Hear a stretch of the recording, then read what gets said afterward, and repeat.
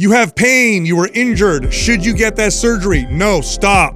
Before getting that surgery, because you could be making a huge mistake, consider and listen to these 4 factors that'll help you make a better decision. I'll start with the first one.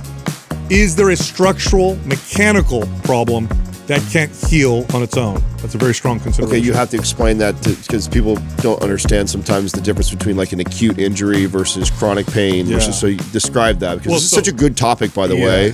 Yes. Because I can't tell you how many clients that I trained that were recommended surgery when there was things that we could have done first. Totally. Absolutely. And then there's situations where you just have to. You have to. Right. And so if you have a structural, mechanical problem that can't heal on its own, that's essentially like you have a torn ACL. Yeah. It's torn. Yeah. It's not going to heal back together. It's not going to reattach itself. Right. You have a torn pec completely. It's gone.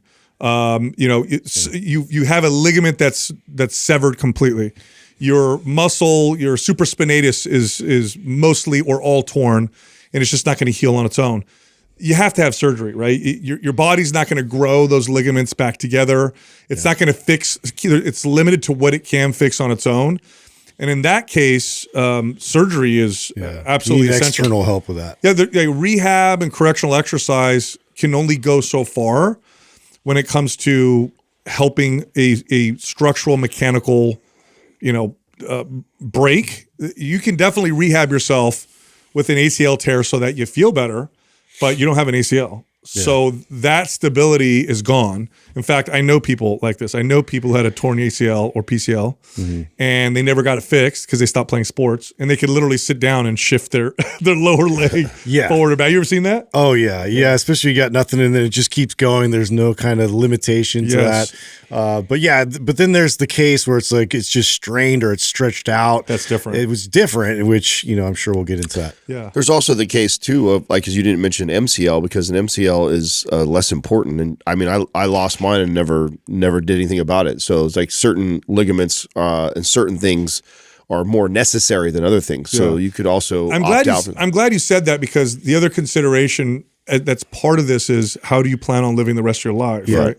With no MCL, if you were to go and continue to play high level basketball or something like that, or sport, you might consider having it surgically. Risk analysis with that. Yeah, like I had AC joint resection, and mine was completely separated and it was gone.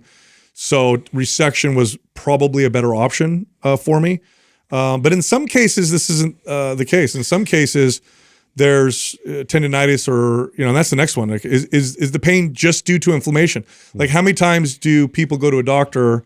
They have joint pain, the doctor images it, and they're like, oh, yeah, there's inflammation. We know it's inflammation, yeah. And then what they do from there, and this is sometimes correct, sometimes maybe not, from maybe just my opinion, they'll say, oh, there's inflammation, and we think what's causing it is this thing right here that we can surgically repair.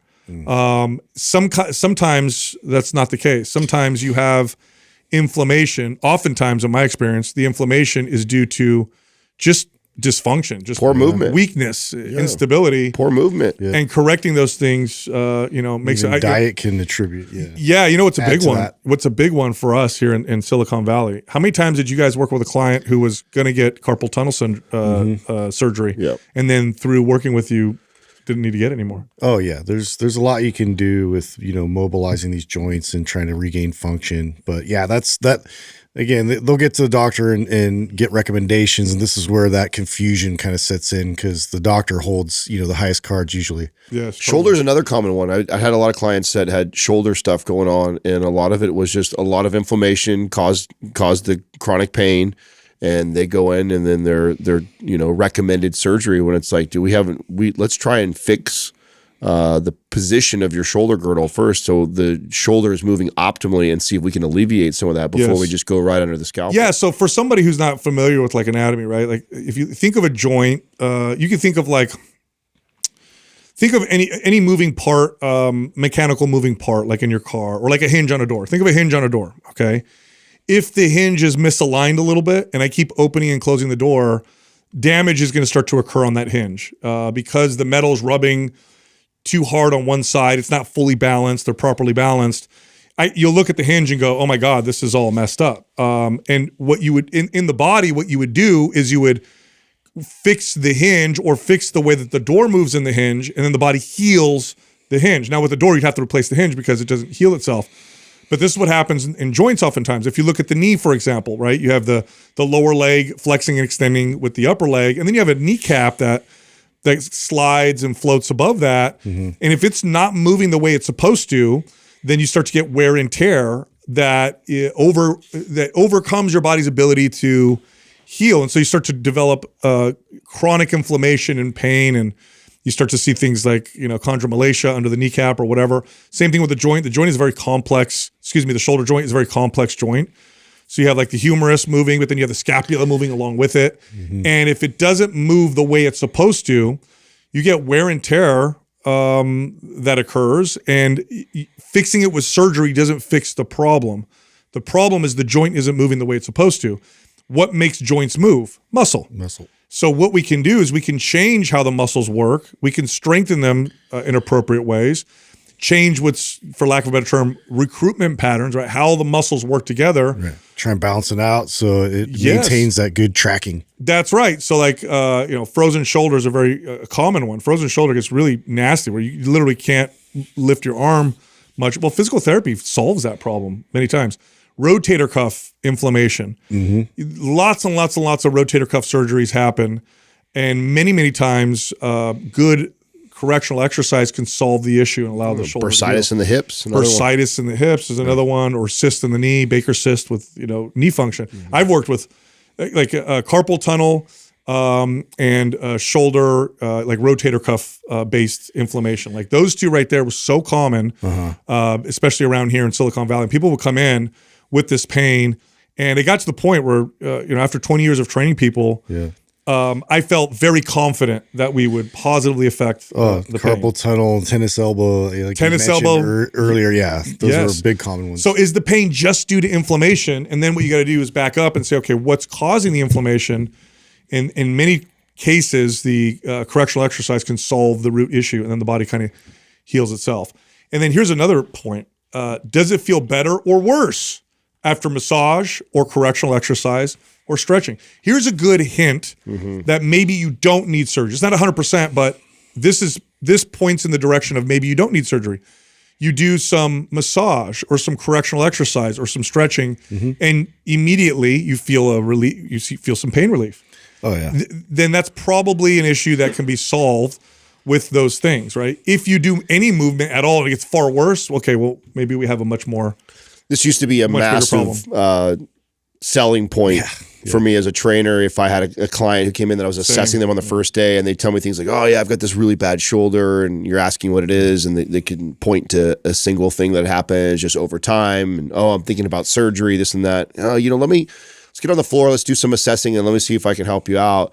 And then you take them through some mobility drills and start to sometimes completely eliminate, other times just alleviate somewhat, and they'd be like, oh my God, that feels a lot better. Yes. And it's like, listen, there's hope for us before you just decide to go get surgery. Why don't we work on some of the, and so, man, that's such a great point of like, then there's other things where those things just exacerbate it, right? So that's when a lot of times that you're most likely are going to have to get surgery is when you try and do mobility or massage and it actually makes the situation even worse instead of making it better. But if it starts to alleviate it, even in the slightest bit, that's normally a clue that, okay, something could be done about this movement-wise to alleviate some of this. Well, that pain signal is interesting because a lot of times it prevents people from even attempting the movement after. And so to take them through that range of motion, then really squeeze, and I'll do like isometrics where we just squeeze and hold this tension in place for a few seconds, and then all of a sudden, if they do feel like relief, it's like, oh, okay, yeah, we could definitely work with this muscularly. Yeah, it's interesting. I remember once training a general surgeon, very, very smart woman, and when she first hired me, she said, I can't do anything. I can't squat or do anything. I can't even go down to 90 degrees. And I've talked to my osteopath or whatever. It's like my knees are bad or whatever. 3 months later, we're doing full squats and lunges, and she was like, "What happened?" I said, "It's just function. It was just function. There was nothing torn. There was nothing permanent." It was just your body wasn't moving well. And if your body doesn't move well, then it's going to start to hurt. And when you start to move better, you start to feel better. And again, one of the clues to this is, you get a massage and it's like, wow, my pain's gone.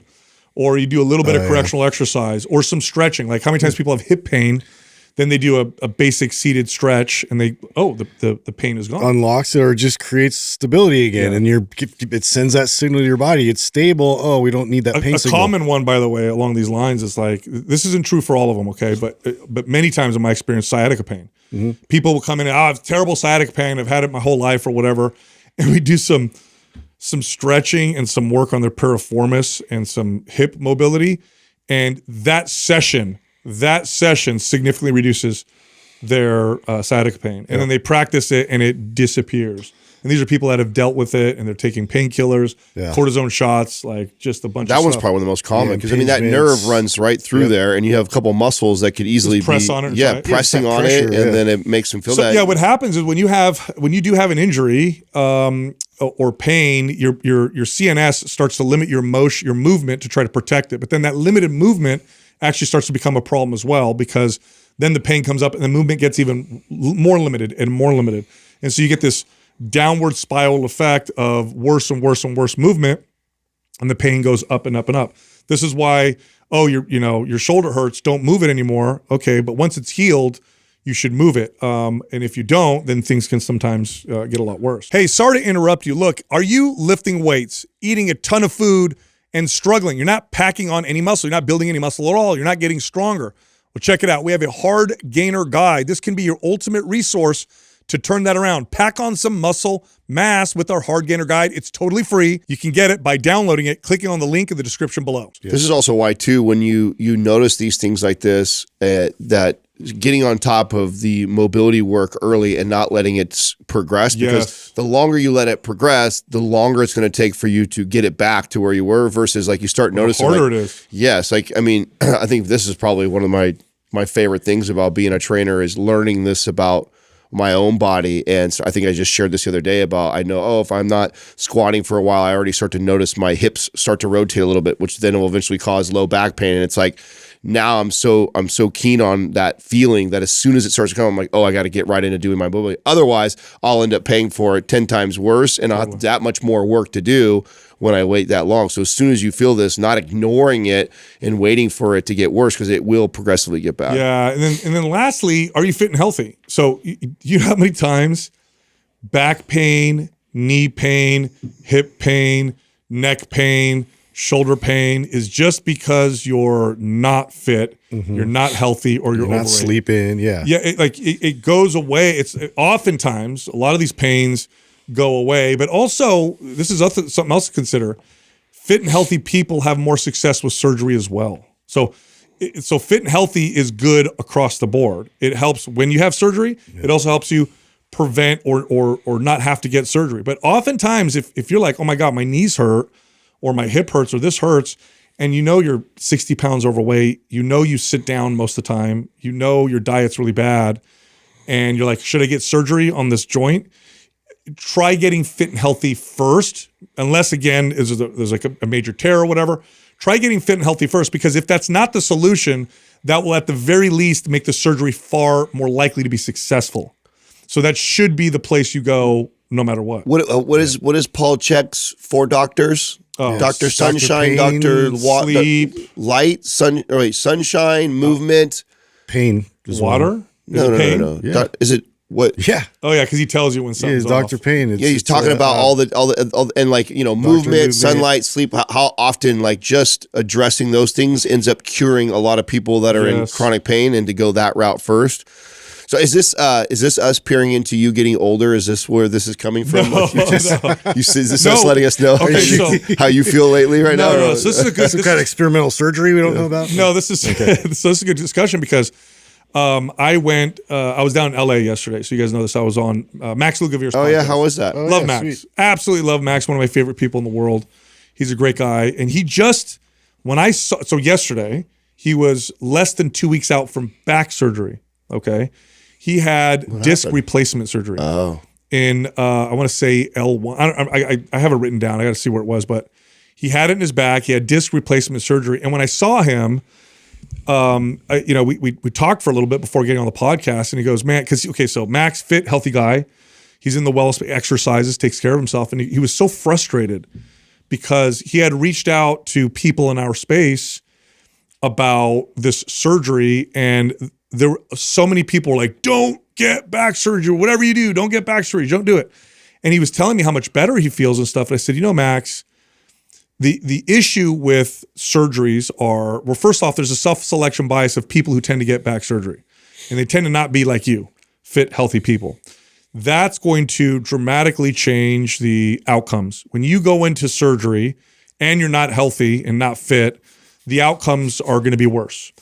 Number two, the back or the spine is that joint moves all over the place. It rotates, it flexes and extends, and it bends laterally, right? So it's a pretty dynamic joint from a movement perspective. If you're not strong, if you don't have stability, if you don't do proper exercise afterwards, and you get surgery, then you're going to have dysfunction because you're weak, because you're unfit, you're whatever. And that surgery may have worked, but it didn't work for you because you were unfit, unhealthy, etc. And he was frustrated because he says, I did all the correctional exercise stuff, Sal. I did everything, and it got so bad. And he showed me his imaging, his MRI, and he talked about his disc. So was it degenerate? He had no disc. Oh, none at all. No. It wasted away. It was gone, and it was bone on bone. Oh wow. Okay, so So when they do that, what do they put like a little wedge in between? Yeah, they put an artificial disc. Yeah. And they go through the abdomen, so he had like a little tiny incision in his midsection. Yeah.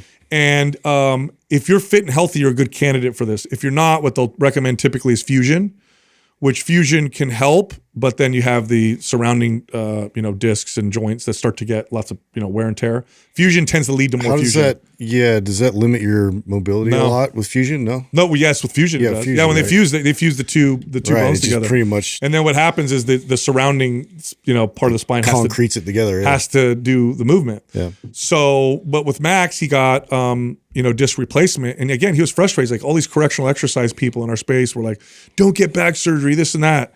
And it's like, Max, their experience is because people who tend to get it come out and they don't go in fit, they don't go in strong, they don't go in with proper rehab, and then it becomes a problem. It's a very dynamic joint. There's also a lot of different, like I'd say the most common back surgery stuff that you see that probably could have been prevented is and there's a lot of debate around the bulge disc. Yeah. Right? Because there's scenarios. He didn't have a bulge disc. Yeah, there's scenarios where, and if you've been if you're a movement specialist or been training or chiropractor for a long, you've seen examples of people having these like, several millimeter bulge disc and completely pain-free. Feeling it. And then you have other people that have like barely anything and they're in like just excruciating pain. You could Dr. Brink talks a lot about it. I remember him saying that. You can take 100 people who don't feel any pain, and you're going to find a decent amount are going to have some kind of a herniated or bulging disc. And so that's probably what I'd say the most controversial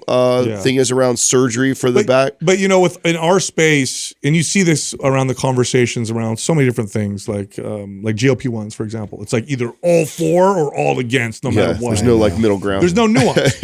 With surgery, there's a lot of nuance. There's a ton of nuance. And Max is a candidate. He's a perfect candidate for something like this.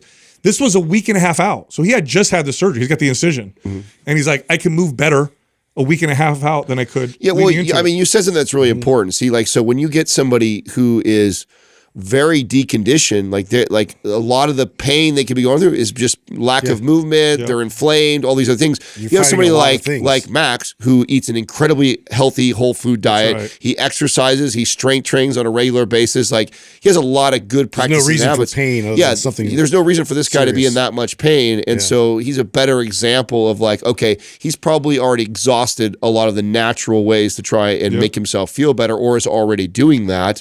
And therefore, he's still got a problem. Okay, this might be a good example. Whereas if I had a family member, which I've had, that complain of like chronic back pain and they're contemplating surgery. And I'm like, why don't we first try and exercise a little bit? Let's try and lose the 40 pounds of extra weight you have on you. Let's try and do some core exercises. Let's try and do some things first. Before and at the very least, they'll set themselves up for more successful exactly surgery. A better surgery. That's why it's like a no-brainer. It's not like I'm not telling you we're not going to do surgery, but let's start to move in this direction first and see if we start to feel a little better. Also,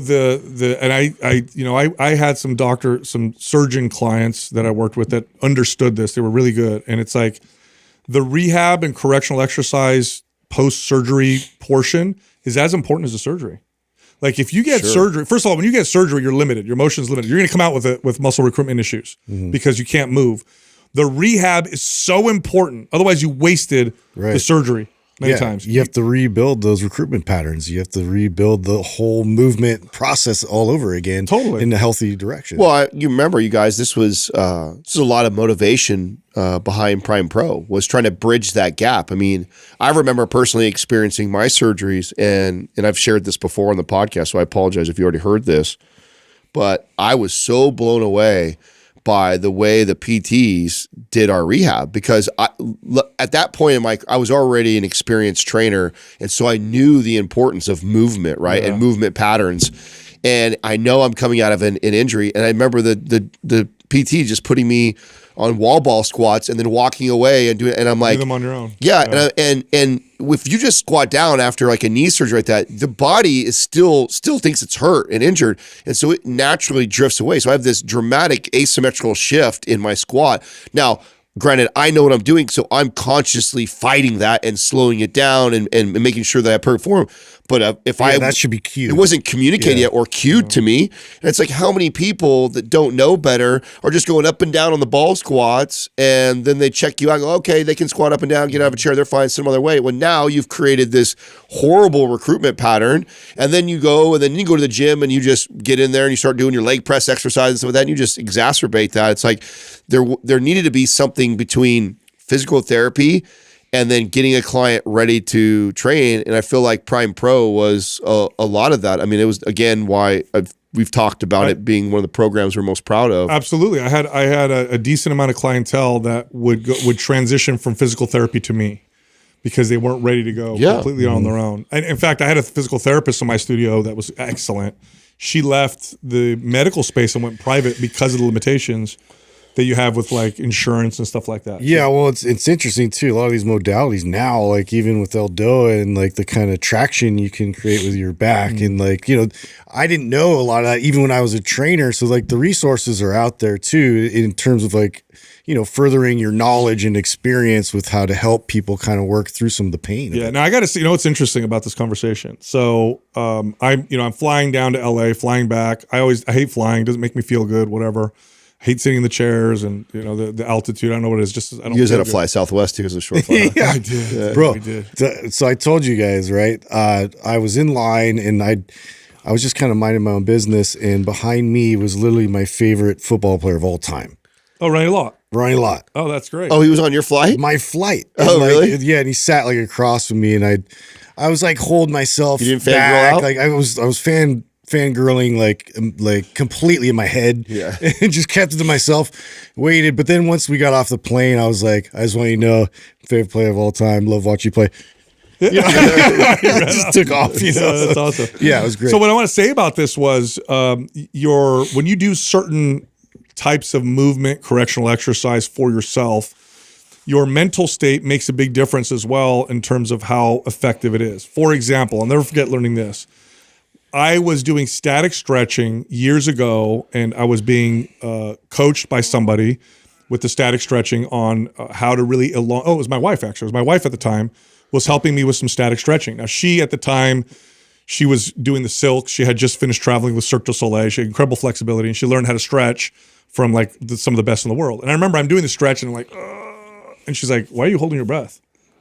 I'm like, I'm doing the stretch. She goes, you holding your breath is making your body tighten up. Yeah, and then a light bulb went off like, oh yeah, it's my CNS. Like if I hold my breath while I stretch, because I'm trying to do a static stretch, I'm trying to get my CNS to relax. Oh yeah. I'm sending competing signals.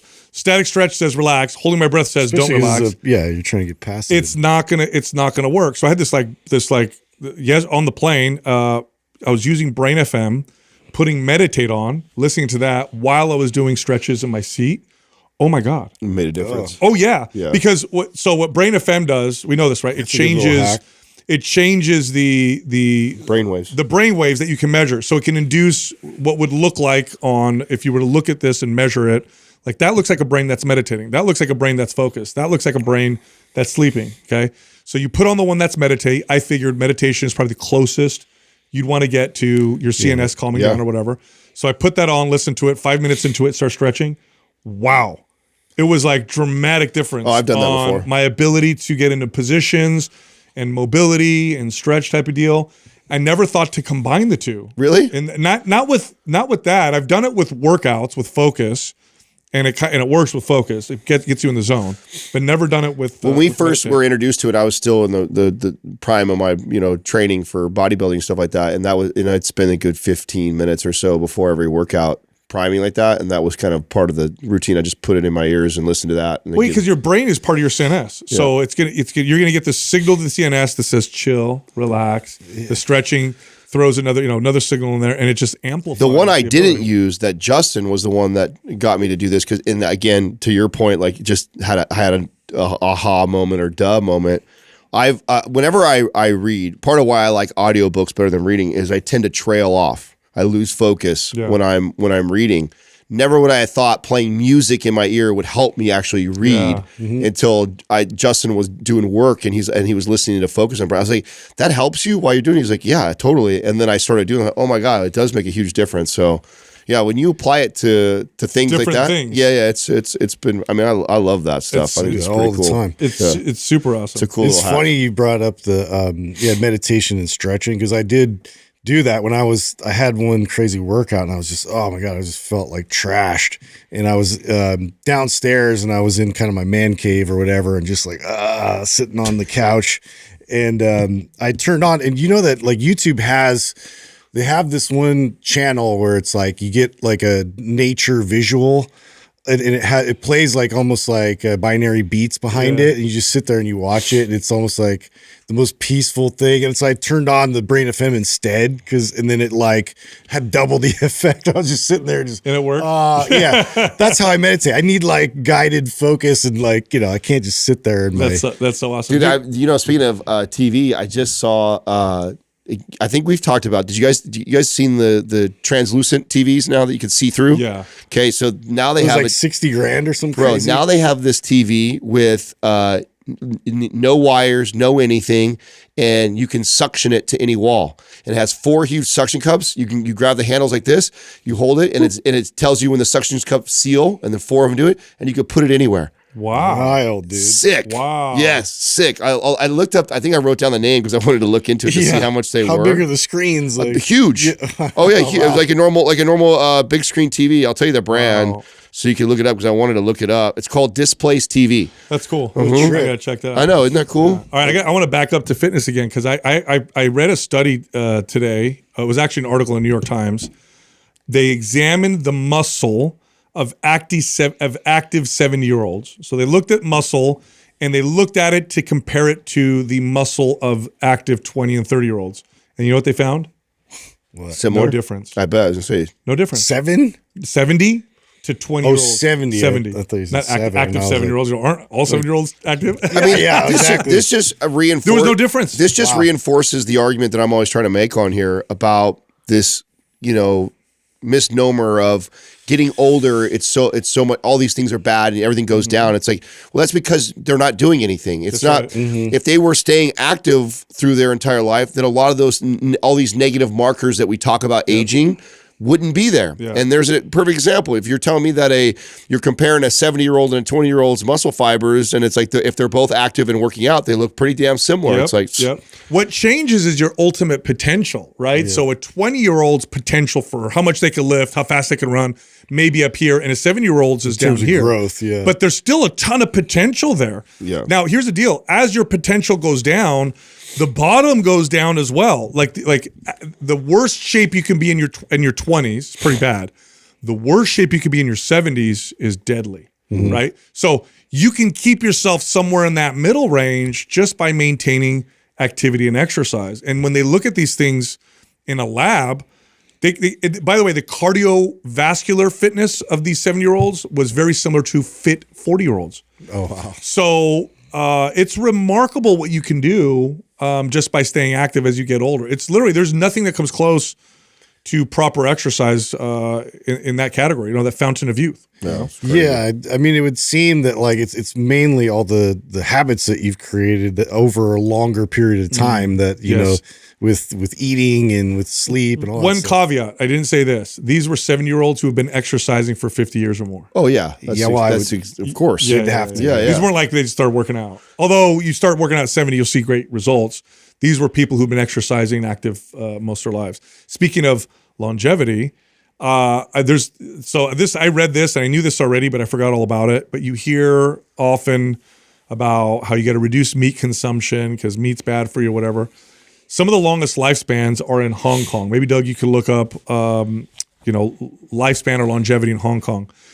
Hong Kong also has the highest per capita meat consumption. Really? They eat more meat than almost anybody. Hong Kong? You've brought that up before. Yes, yeah. Maybe you could look up, Doug, their meat consumption versus other countries. So they eat some of the most meat, and yet they're also the longest living. But they tend to conveniently exclude Hong Kong when it comes to a lot of these different things. But they eat a ton of meat. I'd love to see what the stats are on that, Doug. How much they? I think I've heard you bring that up before. I think you've talked about Hong Kong being one of the highest. This is pretty crazy. The average person in Hong Kong eats 664 grams of meat, which is basically 2 10-ounce steaks Per day? per day. The average? Wow. Holy Yeah, crap. That's a lot. That's really high for average. Yeah, it's Where's pretty they getting crazy. all this meat? I don't know, but yeah, pork, chicken. That's largely what their diet is made up. And what's their longevity compared to the rest of the world? Yes, so women 88.1 years. Wow. And men 82.5. And what is that compared to other countries like I think the we're US? 70, 72. 88 for women? Holy Toledo. That's average. Almost a whole decade more, I think. So yeah, for the U.S., the average is 77.5. Let me see if I can find male, female. And you think, 10 years. First of all, that's a lot, but it's also their health span. I love Dr. Seeds says this a lot. Like, what's your health span? Not just how long you're alive, you're not dead, but how long you're able to have good health. Maintain health, yeah. Which is, the most important thing. Yeah, men in the U.S. 74.8, women 80.2. Wow. So that's a massive difference. A whole decade. And like you said, even more importantly, the quality of that life for sure. Hey, sorry to interrupt. Look, we have a free guide. It's the benefits of eating whole foods. This gives you a shopping list, what foods are best for proteins, fats, carbohydrates. There's recipe samples. It's all based on real, whole, natural foods, and it's a free guide. It's totally free. You can get it if you go to wholefoodsguide.com or by clicking on the link in the description below. Speaking of meat and protein and stuff like that, I wanted to bring up something that I see going viral right now. And we knew this, right, with the kick up of GLP-1s, but you see these videos now of the scare tactics around the of osteoporosis, and people are linking the GLP-1 to osteoporosis. And it's just we've known this forever. If you eat extremely low calorie and low protein and you don't exercise, that's going to happen to you. Yes. Even in a young, healthy adult. If you do not eat enough calories, you do not eat enough protein, and you do not strength train for an extended period of time, that's going to happen to you. Yep. With you taking anything or not, it has nothing to do with that. No, the GLP-1 doesn't cause bone and muscle loss. It's the severe reduction in calories and then the lack of focus and attention to strength training and protein intake. Look at the osteoporosis rate with anorexics.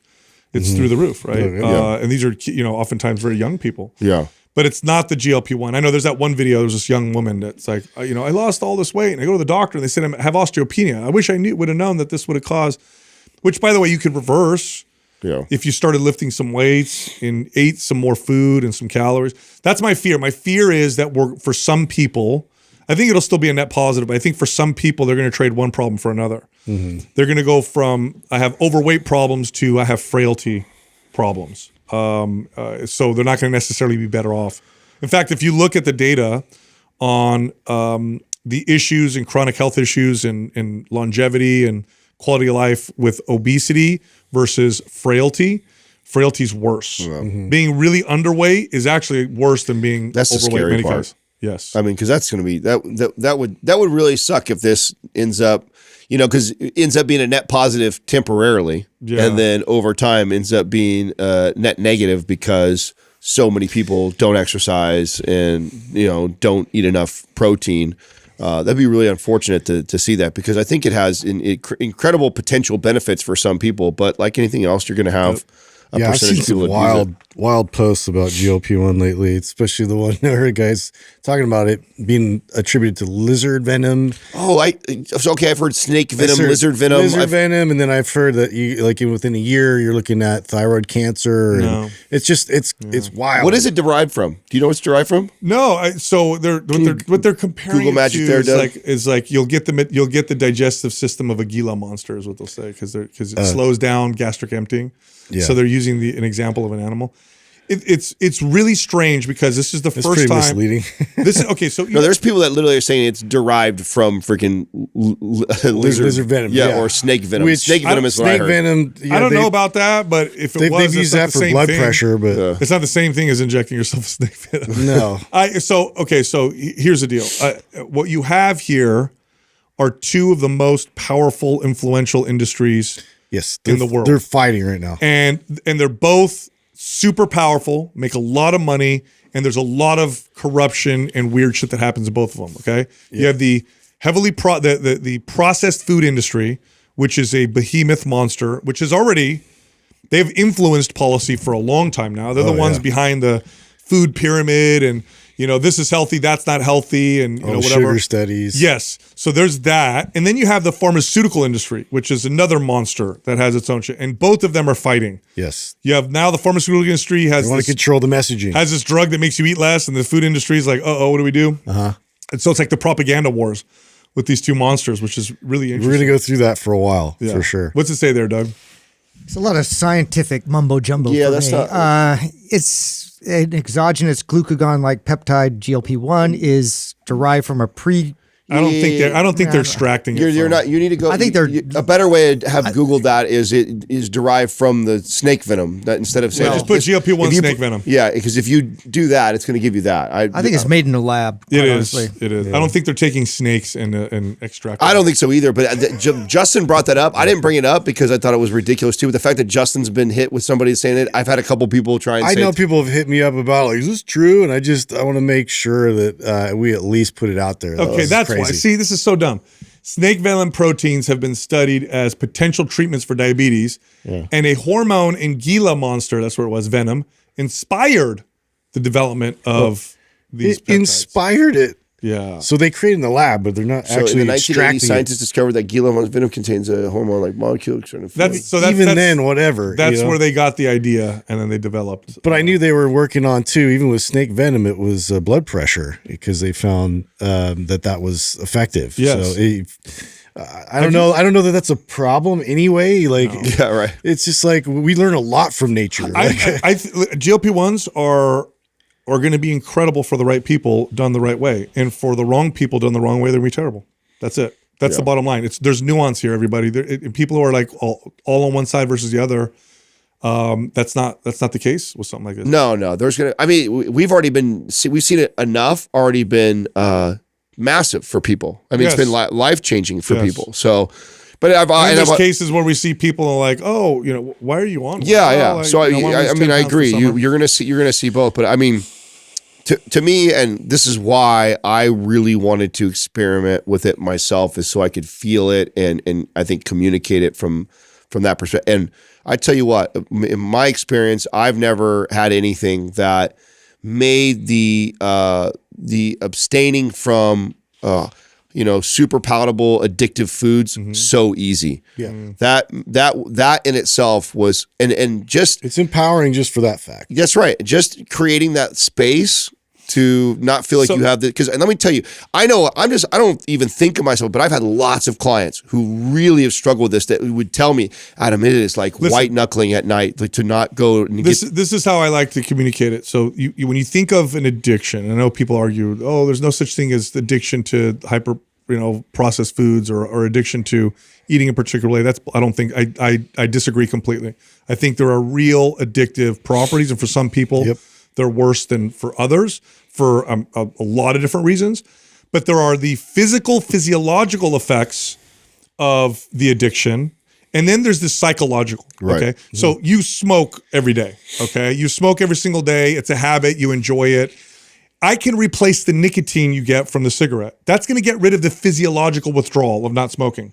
But you still have the behavior in the addiction. association with it. And this is why, by the way, nicotine patches and gums are better than nothing, but they're not a cure because they use the nicotine and they get that physiological effect.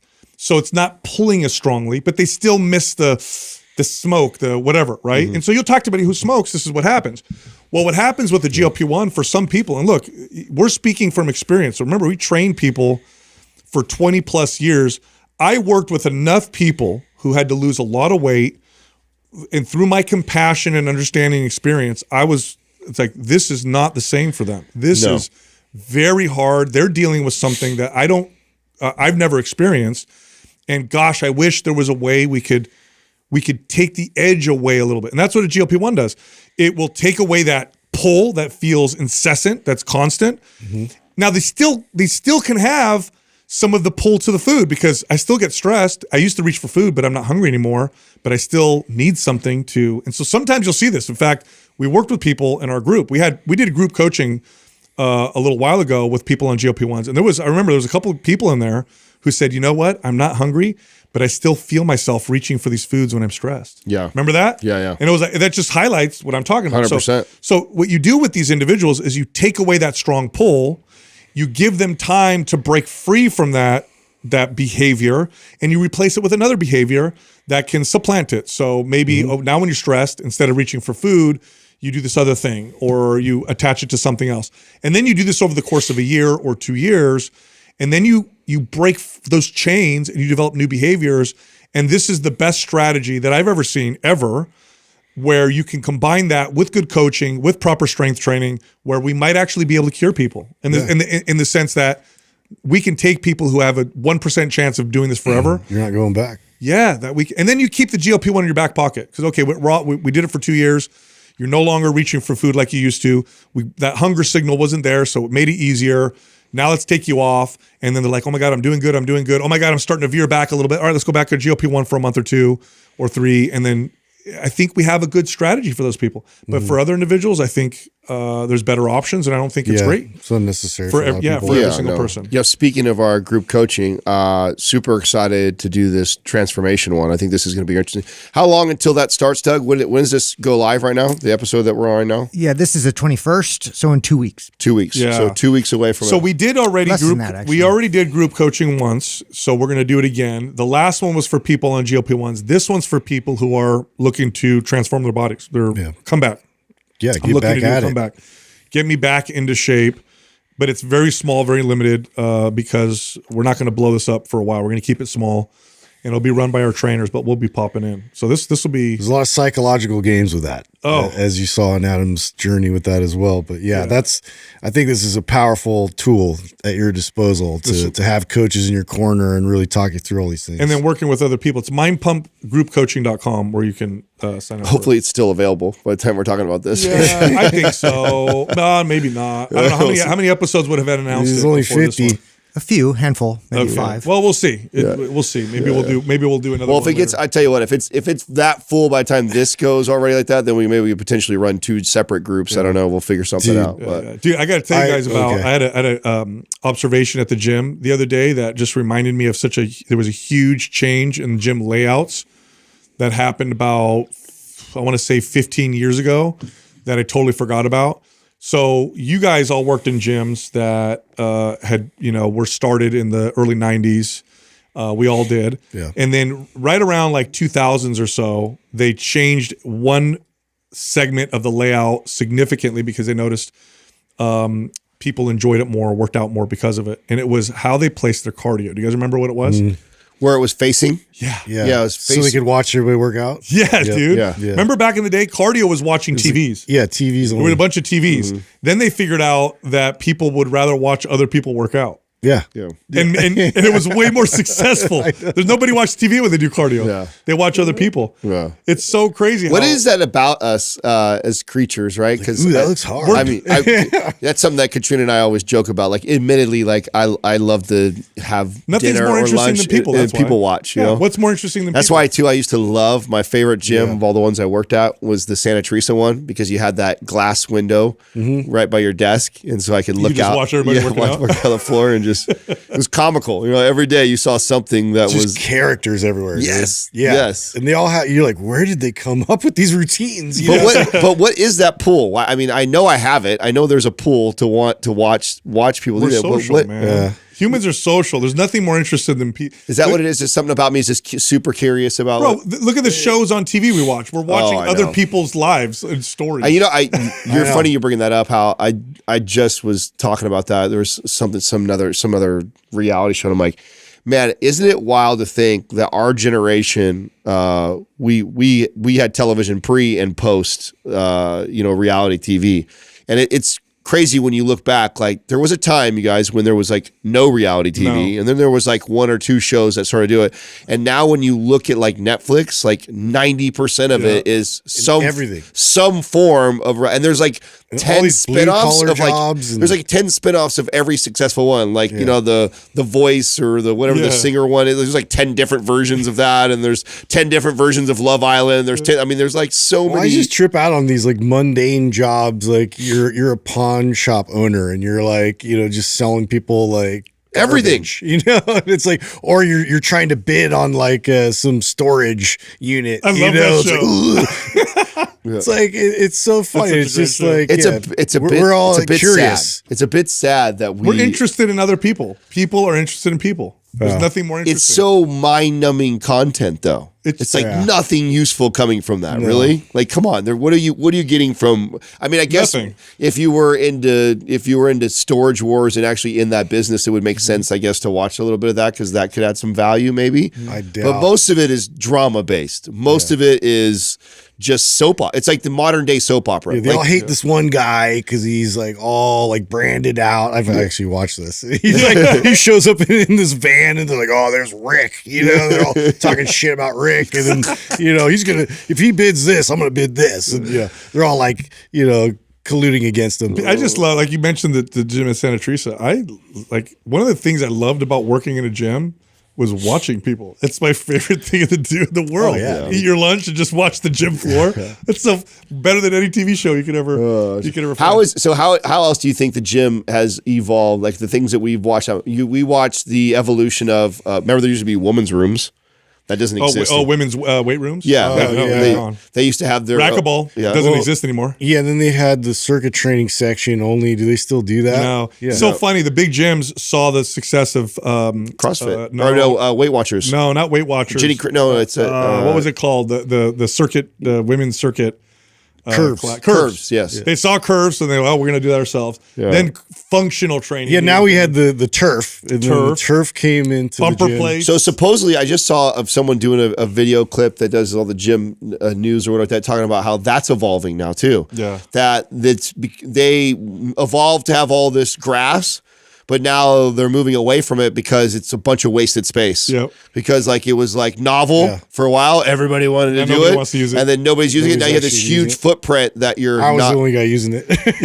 So it's going to be interesting to see. And then one of the most popular new things is moving a lot of equipment outside, which is funny because that's what we got in COVID. It was by. I love that. I love that too. I think it's a great idea. So a lot of gyms that are being built now are building a indoor version, which is just smart from a business when you think about what happened to us in COVID. It's like, God, in case that ever happens again, we'll be set with this outdoor setup. Yeah. But I thought that was really interesting. I always thought of a gym design where the ceiling would retract. I would love that. Like if it's sunny outside, you pull it out and you're just working out in the 50 years.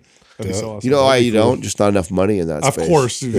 What would I do? I'd spend $10 million on a gym. That'd take me 50 years to make my money back. It'd be interesting to see what are some of the most profitable facilities right now. What I'm seeing now is the more luxury gym. Like that's really a lot of them are popping up now, and even like at Santa Cruz Athletic Club is kind of like trying to do that. But they have the hormone doctor specialist is there. They got the recovery part where they have the Normatec boots, and they got like cold plunge, and then they have like all these things kind of set up for like these biohacking kind of options. And then over here, it's like then you have the rest of the gym, and then you have the training, and so it's interesting because like people are kind of demanding a lot of these.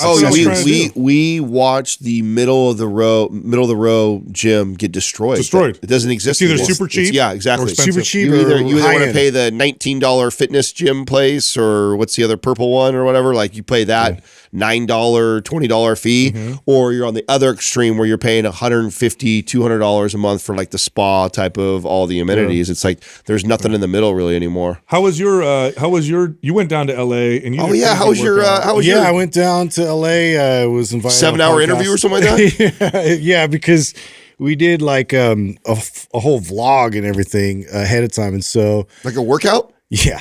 Oh yeah. Yeah, which is like it's always a little awkward. It's just like, well, I didn't really know what to expect because I haven't actually met Justin. He was the guy that actually interviewed me, but I met him through my friend Jake.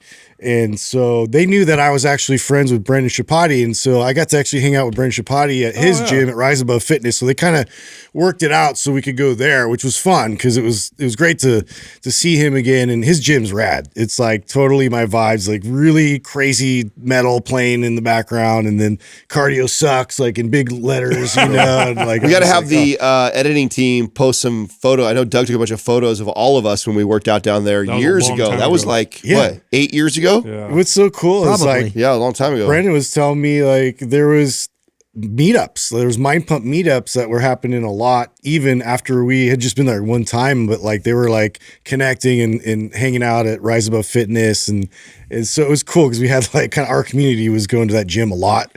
That's cool. But yeah, so we did. So I didn't know what to do. I mean, the guy's like coming, he's like, oh, lead the workout. I'm just like, oh, great. Like I don't work out with people. I'm sorry. Like it's not my thing. So I ended up taking him through. I didn't know if he was going to try to ego lift and like try and outlift me or something. And so I was like, well, I better like do a good warm up. And so I started going through mobility, and I was making him do, just some stick mobility stuff and some 90-90 and some, just like 3 basic like mobility moves. And he's just like, what is this, dude? Like, completely never had attempted to do any of these types of movements. Awesome. I was like, it was cool. He appreciated it because he's like, wow, I feel like, everything's tracking. I feel everything is like he felt really good after that. But we really didn't work out. We were just kind of lifting weights, shooting the shit. So I was like, oh, thank God. It wasn't like, he was, I'm going to bury you. And like, we're going to get it on film. Hey, so you've been working out a lot lately. Have you taken a day off yet? Or like you're, yeah, that's another reason why I was worried. Going? That's another reason why I was worried because I've seen 2 of his workouts out here, Adam. Bro, so the opposite of me, bro, right? Can we not be more different or what? Does he? I swear to God, you have 2 speeds. You don't have any of the speeds. You have off or 100%. Hard. Hard or like cruising. There's nothing like that. So no, it wasn't intentional because like I was trying to get in film sessions so I could bank them before like because people are gonna be gone next week. I don't know what the schedule looks like, and Dylan was like, hey, let's do a workout. I'm like, I just did it yesterday. I'm like, I'll be fine. I'll just I'll do a lighter one today. And then I realized, oh yeah, they want to film and do a workout as I get there tomorrow. I was like, this is not going to be good. So I tried to do different movements, but I'm threshold. I'm towing the line. Your body's responding already. I can already tell. Can you tell?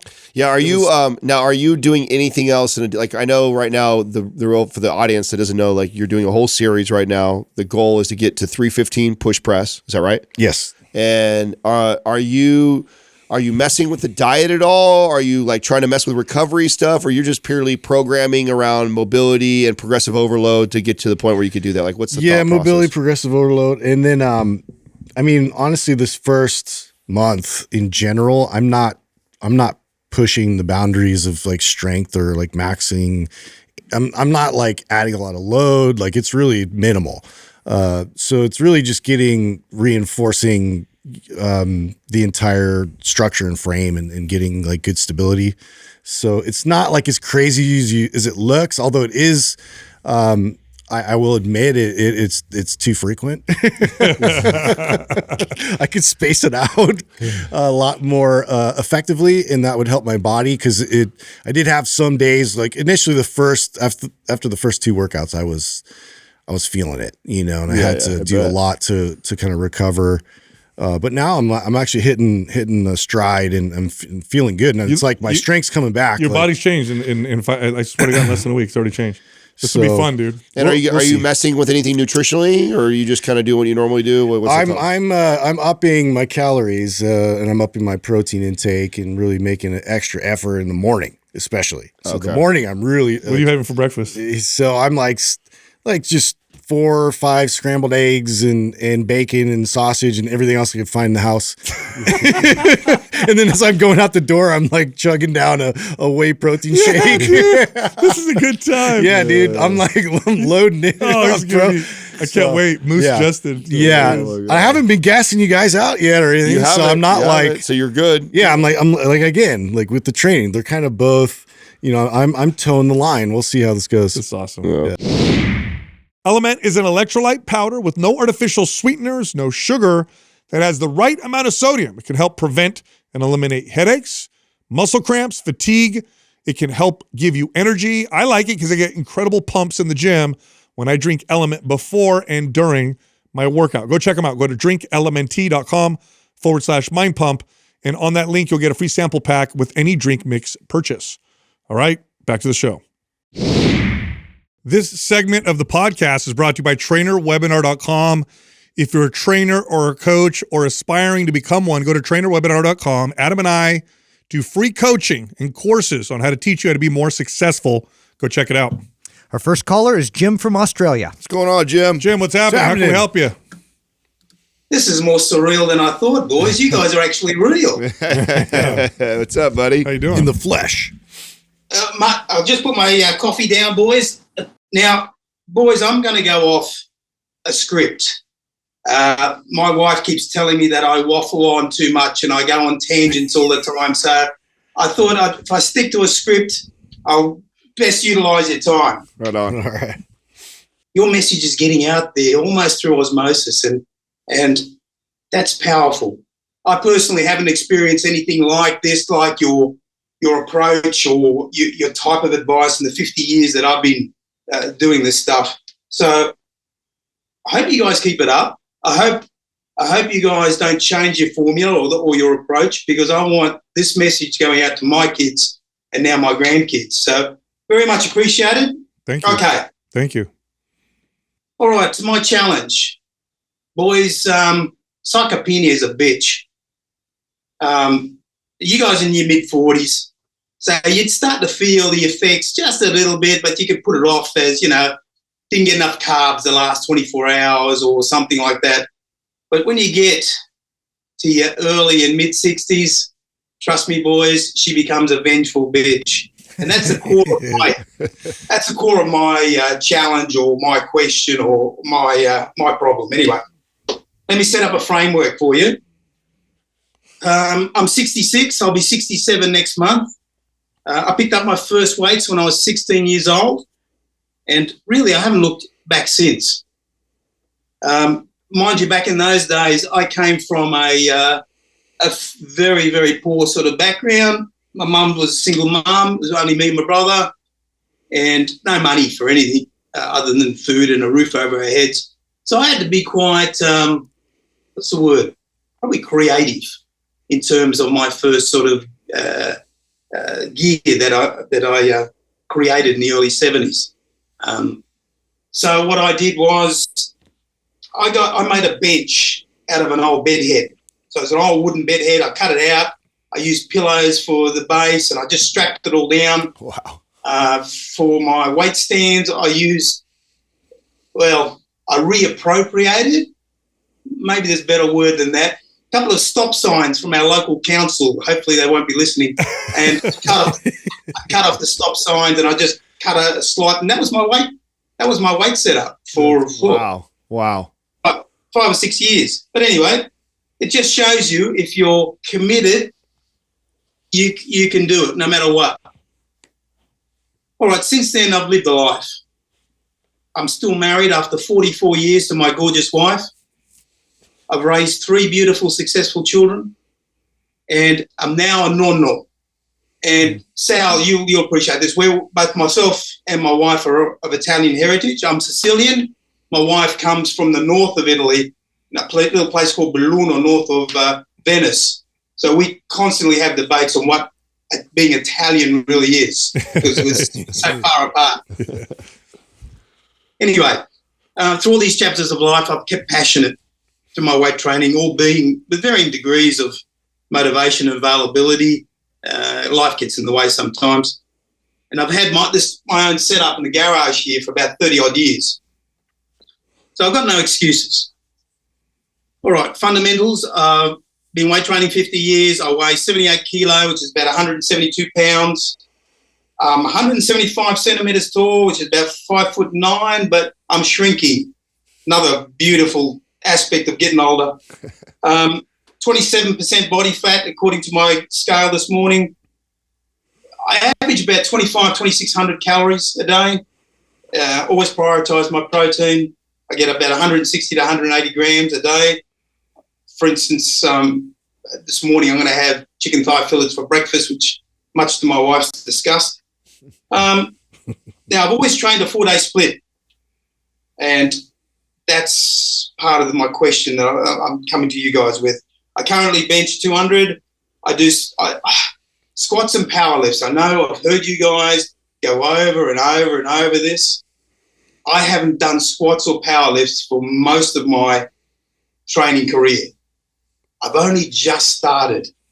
The reason being is I've always thought it puts too much pressure on my lower back. And some of the big gorillas I used to train with in the 80s and 90s, they've all got back issues now. And I sort of justified that in my mind. But I'm coming around, and I'd like you to hammer that into me, I guess.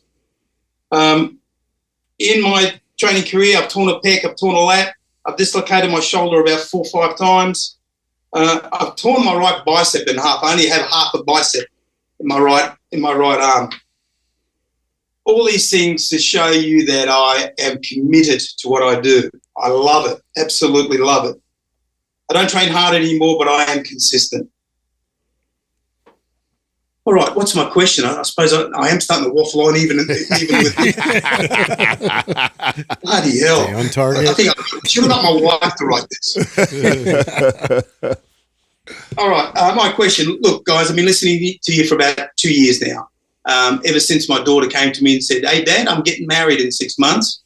So I thought, oh shit, I've got to get back to some sort of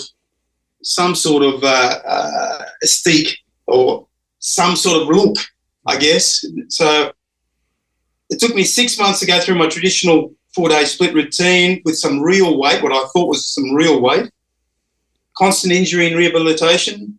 Adam, I'm really associated with you and what you went through lately. Pure, utter frustration and not being able to do anywhere near what I thought I was capable of. And that realisation created havoc in my psyche, boys. I'm not the man I used to be. Anyway, I'm a stubborn Italian. I don't believe there's much new in the game since I purchased my Joe Weider bodybuilding system some 40-odd years ago. A squat is a squat is a squat. A bench press is a bench press. A curl is a curl. There's not much new in this space in my mind.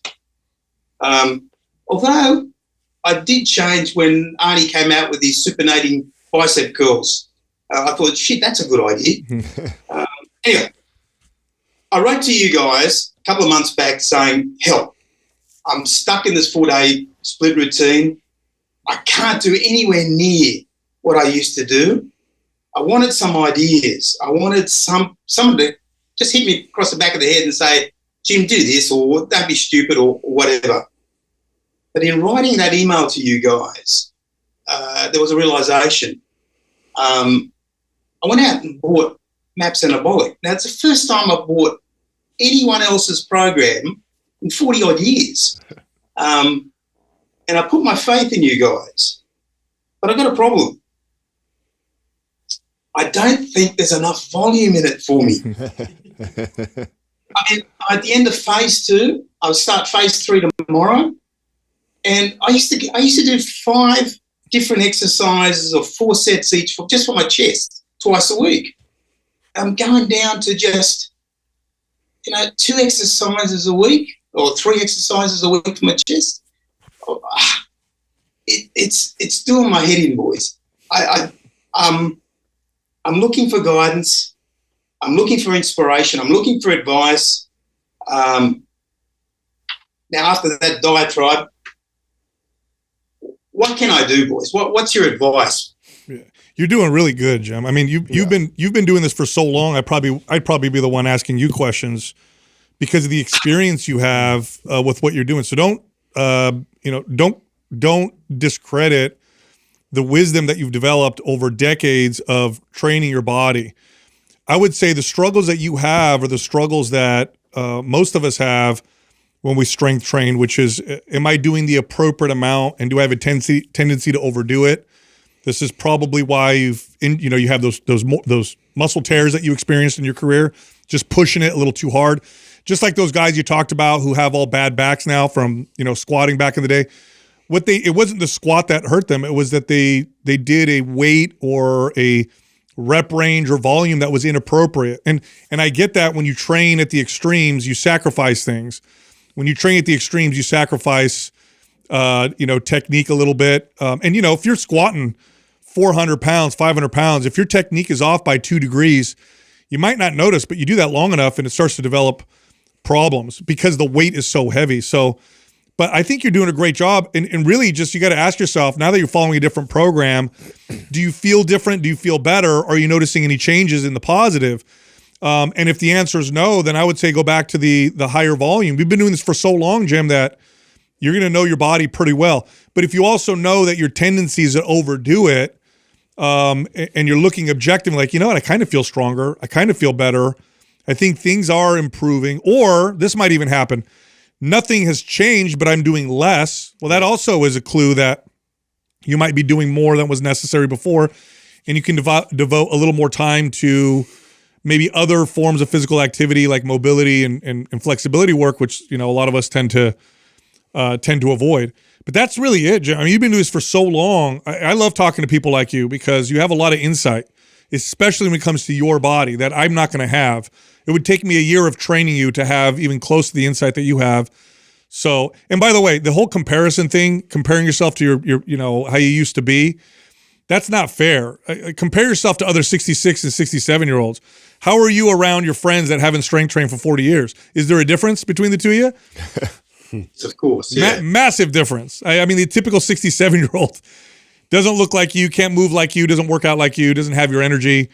So, that's, if you're going to do a comparison, that would be a little bit more fair. And you're light years. I'm looking at you right now on camera for somebody who's, what'd you say, 66, 67? I hope I look Holy that way. shit, I man. hope I look like that at 66. That's Yeah. my goal. So, I mean, Jim, if you were my client with the experience, knowledge, and where you're already at physique-wise, you're the type of person that I would let steer a little bit here. Even though I'm the professional, this is my thing. I would go, hey, you know what? If you think it's that low volume, Jim, and you can handle a lot more, or you want to do a lot more, I would let you toggle over to something like MAPS Aesthetic, and then we would compare. But I would make you do that, though. I'd say, let's be honest with ourselves and ask the questions that Sal's saying. Like, are you fully recovered? Are you as strong or stronger? Do you feel as good? Like, because those are 2 very different programs as far as volume's concerned. So they're when you look at all of our programs, they're probably the 2 ends of the spectrum, right? We have MAPS Anabolic, which would be considered our base kind of program as far as volume is concerned. And then MAPS Aesthetic is towards the other complete end of the spectrum as far as it's too much volume for most people. But you're experienced enough and know your body well enough that I would let you go that direction. And then I'd just be asking you, like, all right, Jim, be honest with me. Like, how you feeling? How are the joints? Do we feel stronger? Do you feel better? And if you're telling me, oh man, Adam, I am, that's what we needed, then we're going to rock that program. But if you're like, you know what? Oh man, my elbows, my knees, or we're going backwards in weight. And then it's like, too much. So I would do that with you. Yeah. The other thing too, Jim, you want to consider is your tolerance for volume. Even though you're getting older, there's two competing forces here. Age will reduce your body's ability to handle volume and frequency, but practice, and especially over decades, increases that ability. I've told the story many times of going to work with my dad I think I was 16, a 16-year-old, full of energy. And my Sicilian grandfather came to visit, and him and I were taking turn mixing cement. And just buried And my you. Sicilian in the hot sun, it was like 90-something degrees, and he just destroyed me. And I was a 16-year-old kid, worked out, all the time, and he just murdered me. And, he'd been doing that kind of work since he was, 8 years old. So even though he was much older than me. So you probably do have a pretty high tolerance, but you just got to be honest with yourself and don't fool yourself, because we tend to fool ourselves. Like, what you can tolerate isn't necessarily what's ideal. Right. And then one thing I'll say to you about the squats and deadlifts, and you mentioned like in, the decades you started strength training, those exercises started falling out of favor a little bit for a while. Now you go to the gym, everybody's doing them. The best way for you to approach those lifts that you're not experienced with is don't treat them like a lift, treat them like a skill. So when you go do your squats, don't think to yourself like you do when you work out, with a bench press or a curl. Just go and say, I'm going to just practice the skill and get good at it. And so you're not even trying to like really work your legs really hard yet or anything like that. You're just trying to get really good at the skill. That'll move you in the right, and you'll get better results that way. But if you approach this lift that you haven't done this whole time you've been strength training, like you do the lifts that you are really good at, then your risk of injury is going to be really high. Jim, did you watch the series I did on YouTube? Did you watch that whole series? I haven't watched the whole series, no. Yeah, I mean, I think that would be good. You kind of referred to it. I didn't know how much you saw of it or not, but I mean, I don't know. I think, you've got more experience than I do, but I've got a lot of experience lifting, and, I tend to play the same game of like, I can tolerate, I can do more, and then constantly reminding myself, I don't need to. I can get just as good of results with half of the intensity that I used to train with. And so, that's what I meant by like allowing you to train in like something as high volume as MAPS Aesthetic, but then I'm checking in with you on a weekly basis and going, how you feeling? Like, be honest with me. Do you feel better? We're doing twice as much volume right now. Are you feeling like you're getting more results, or you feel like you can handle it, but you're not getting any better results? Then I'd be questioning you like, well, then why are we doing all this, Jim? Why are we doing all this extra work and you don't feel better than we're doing half the work? So I would just challenge you and make sure you are being honest with yourself. But like to Sal's point too, maybe you do, because you have built such a high tolerance, you respond better at that higher volume program and you feel better. And if you do, then like MAPS Aesthetic is the program for you. At the end of the day, it's not going to hurt you, right? It's an experiment. If you haven't really gone through the whole process of it, it's an experiment. And the most it's going to hurt is your ego, because, you want to keep going and pushing. And so, maybe that's something to work on. I don't know. It's totally like that's why we challenge ourselves in so many different directions. And that's what's beautiful about fitness and health and, trying to improve and grow. So, I mean, at your age, like you're killing it. And, whatever you haven't done that's kind of like where the grass is. I mean, I would love to do this with him. Like you're on phase 3 of MAPS Anabolic, right? And the volume goes up quite a bit in you're phase 3 right now? So I would love Doug to send you MAPS Aesthetic, and then I would love for you to go through MAPS Aesthetic, and then I'd love to have you back on the show. And I'd love to hear your opinion of comparing the two programs and being honest with your journey through both of them and which one everything you hated and loved. Yeah, and what was better for you. I mean, you've got enough wisdom in that weight room. Yeah, you could even probably go in the middle if you find a little more, but aesthetics too much. Yeah. But I'm gonna have Doug send that to you. Boys, that sounds like a great approach, and that, for my psyche, that's what I need. I think I need to have that as a comparison, and push myself back to how I like to push myself. You guys know it. When sure. you're in the gym, when you're pushing these things, it's such an ego boost just to feel your body. It doesn't have to be a big weight, just to feel your body. So I appreciate that, Adam. I think that's a great idea, boys. I'd like to try that. I love that. Sweet. I'm going to have Doug send that to you. The one thing I'm asking you, finish MAPS Anabolic, finish it off. When you're done, check your waist, your weight, kind of write down your numbers on your main lifts that you know that you do objective, to get some numbers, right? And, really observe like, okay, how do I feel? How's the sleep in? How's the joints in? Okay, cool. Now I'm on to MAPS Aesthetic. Let's run that sucker. And then we'll check back in with all those stats. And if you haven't improved with adding that much volume, then to Sal's point, well, what the fuck are we doing? There's no reason to be doing that much more volume intensity if it didn't improve you. And so let's see if it does. And if it does, then the other point is true. You have built a physique that needs more intensity and volume for so many years of conditioning like that. So let's test it out, pull our ego out of it, and let's just see let's see what the numbers say. By the way, what you said about not much has changed, you're right. Like a lot of the wisdom that we pull comes from stuff that we'll, that we stray away from the good stuff. So you're right. Not much has changed at all. The only advantage we have is that we've trained a lot of different people, and we learned how to communicate to a lot of different people. But I'm not going to know you the way you are. No way, man. It would take me years of training you as a personal trainer, even close to being able to get that kind of insight. So, consider that. If anything, it would be more of just a check, like, hey, you're going a little too hard. It's like, just like one of these guys would do with me if we were working out together. But you'll be a great person for our audience to hear from. So I would love for you. I want you to do let's get that set up. Yeah, let's do anabolic, finish it. Then we're going to send over aesthetic on us. And then I'd like to schedule another call in like 2 or 3 months with you and hear your feedback. I think it would be great. Boys, you didn't disappoint. Thank you so much. It's exactly what I wanted to hear. Thank you, boys. Awesome. So much appreciate it. You got it, my friend. Thank you, Jim. Yeah, thanks for the inspiration. Thanks. When people need to know this, when you're a guy like that in the gym working out, that's way more. It's way more impressive. That inspires everyone in the gym. Yeah, this is what I love about gym culture. The old guys in the gym are getting all the respect and admiration. And you could see it there. He was proud of telling us. It's also more impressive to me than the 25-year-old IFBB pro. It's more impressive to me. Way more. It's one thing to have proven that you have the discipline to build an awesome physique in a period of your life. It's another thing to have made through every season of life. Yes, to be in your mid to late 60s and look good and have that much vitality. And I'm going to be very clear in this. This is just straight up for coaches and trainers to humble themselves a little bit.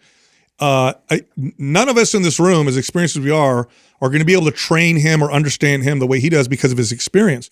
We've just trained lots of different people. So I might be able to train lots of different people, but if Jim hired me, it would be a lot of my coaching for him would have been, let me ask you questions and let me help check you because you might overdo it. It's exactly why I said I would let him steer. Yep, I would say, hey, you feel that way? Okay, let's get into MAPS Aesthetic and then let's compare the two. And I know how dramatic of a difference in volume that is. Yeah. And then all I would do would challenge him to be honest with himself. Totally. And just say, hey, how did you feel when we finished anabolic? Just like I would need. Yeah, exactly. Like I'm not going to come try and tell you what to do. Yeah. Like I already know you're going to show me like I was okay. Well, let's try this for a little bit, and then together let's be honest with ourselves. And I'm there, so it holds him accountable to being like, you're right.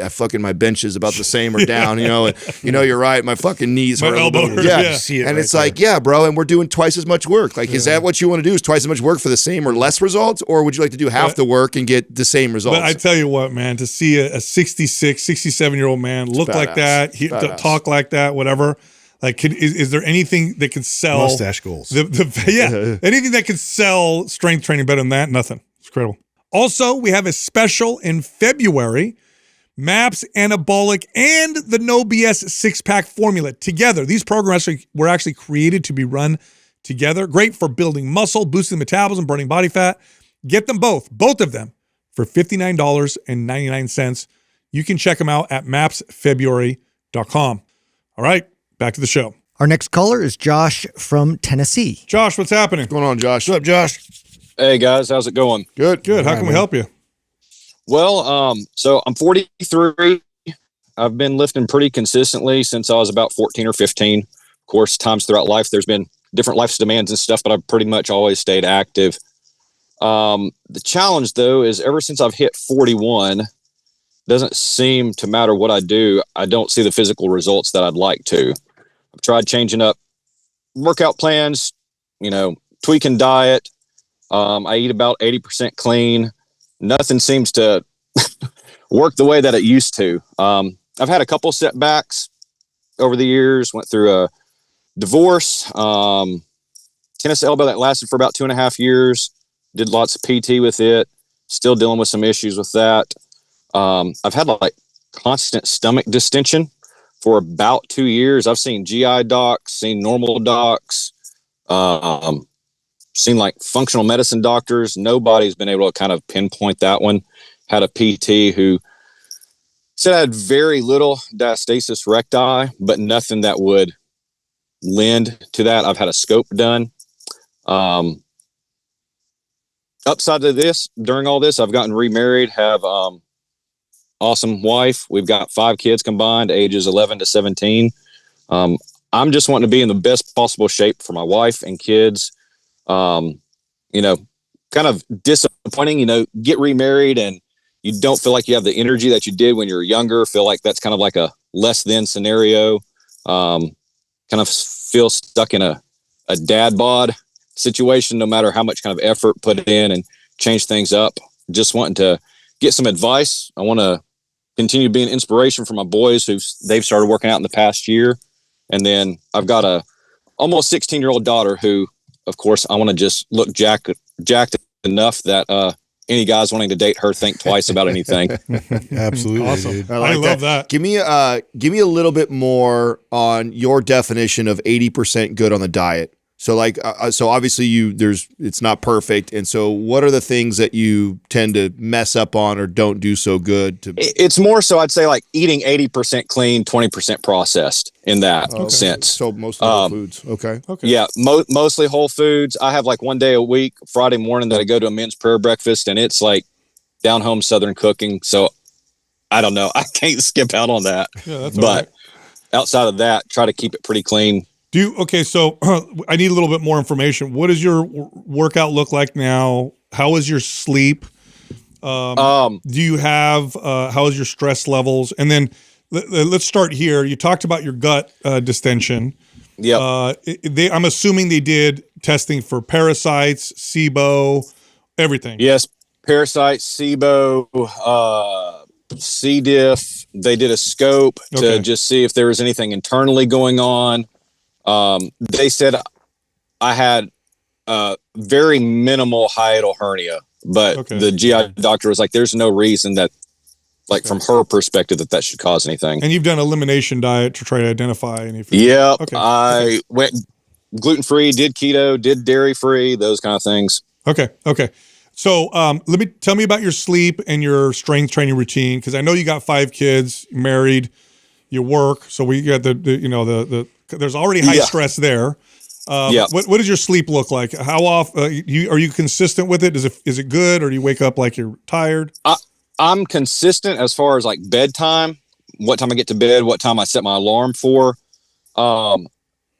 Sleep's been off and on, honestly, since the divorce. But like lately, I can't seem to get more than about 6.5 hours of sleep, but that's typically interrupted in the middle of the night. Go ahead. What interrupts your sleep? Are you just waking up? Just wake up. Oh, okay. I'll wake up pretty consistently between about 2:30 and 3:15. Okay. I can even, let's say I go to bed at 9, I could even wake up at 12:30, pop a melatonin in the middle of the night to just try to stay asleep till my alarm goes off, and I'll still wake up. Yeah. Okay. All right. And now tell me about your current workout. Most recent current workout routine I just came off of a deload week and just started something new this week. But before that, I was kind of doing I'd say like a combo between Dorian Yates and Mike Mincer approach. Yeah.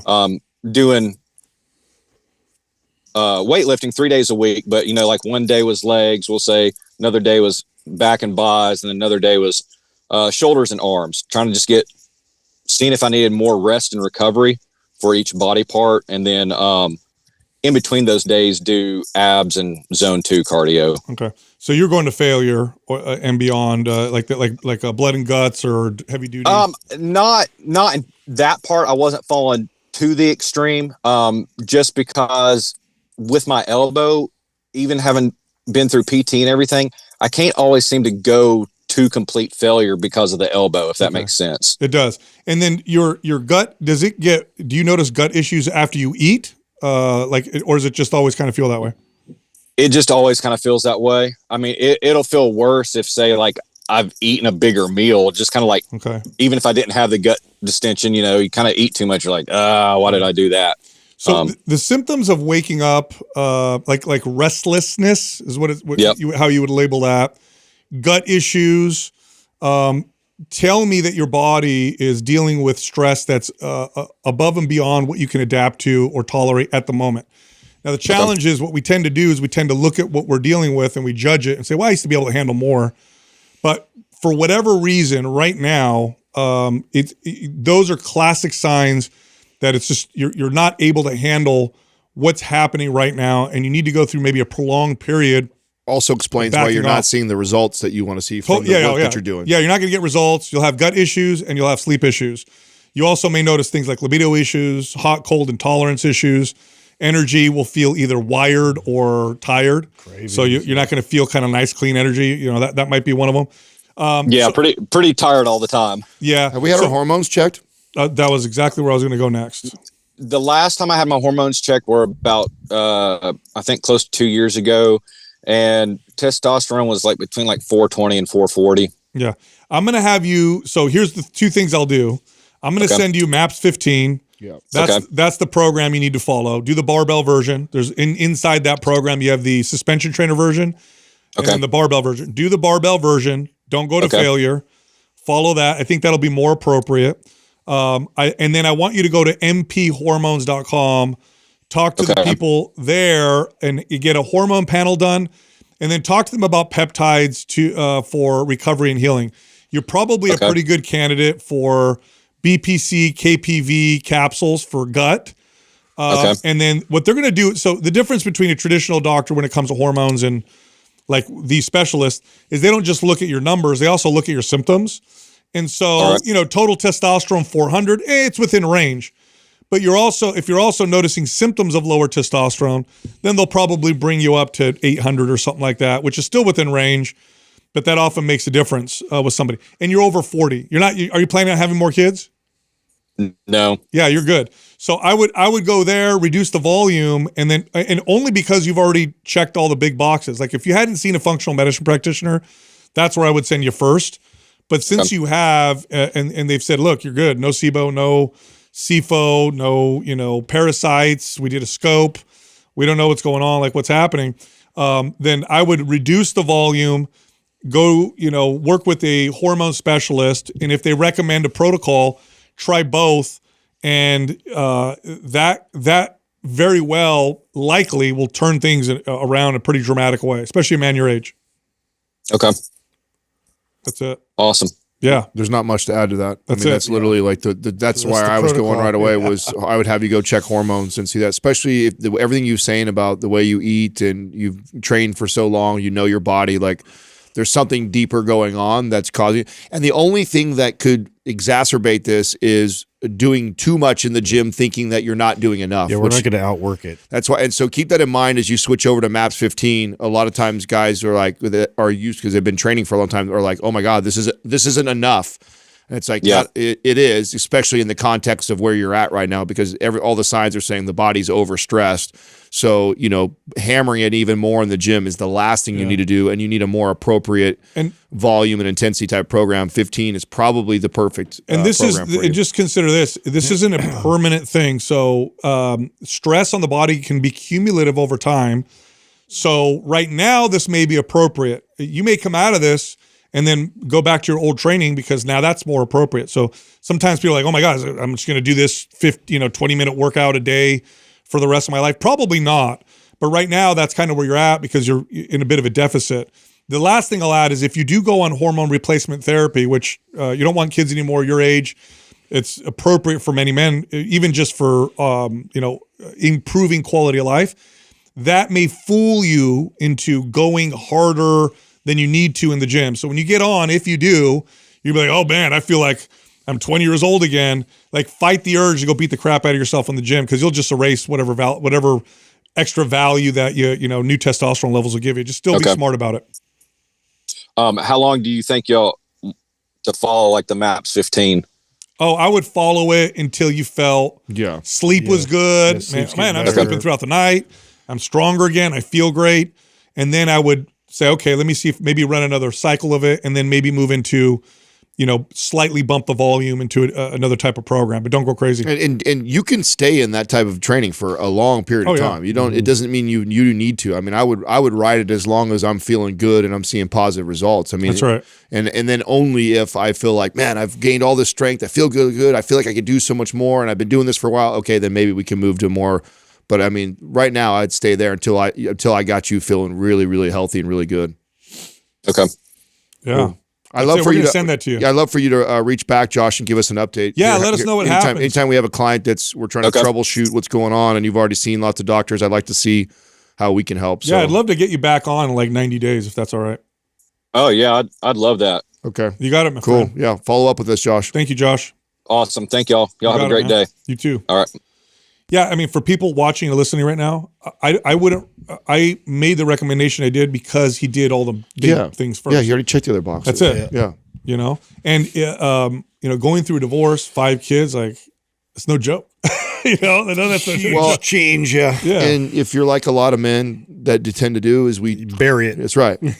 Pull the Justin move, just stuff it down there, stuff it down there, and I'm fine. Gotta extract all the darkness out. I'm fine. That was 2 years ago. I'm good. What I'm saying? It's like, it's still there. No, it's still there, and it's manifesting in other ways. And a lot of times, that's what it is when all these doctors can't see something, when they can't put their finger on it, like, oh, it's this one thing. It's like, it's because of what's going on. Is you're suppressing a lot of that. So I hope he gets to the bottom of it. I hope we hear back from him and hear what's going on. Our next caller is Jeremy from Texas.